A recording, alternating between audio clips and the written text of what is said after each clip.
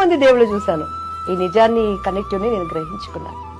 ఎందుకంటే ఈ కళ్ళతో చూస్తే మీకు క్రీస్తు అర్థం కాడమ్మా. మనసుకున్నటువంటి ఒక మనోనేత్రం తెరవబడాలి, అప్పుడు మాత్రమే ఆయన అర్థమవుతాడు. నేను ఆ స్థితికి రావడానికి చాలా మంది నా గురించి ప్రైజ్ చేసిన వాళ్ళు ఉన్నారు.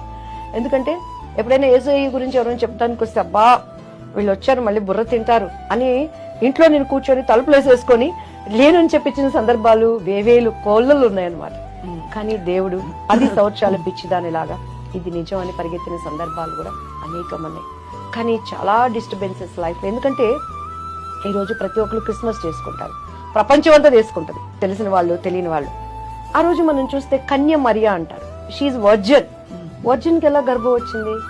హోలీ స్పిరిట్ తో. మీరు యేసుక్రీస్తు వారి DNA ఇప్పటికీ కూడా ఆయనను సిలువ వేసినప్పుడు ఒక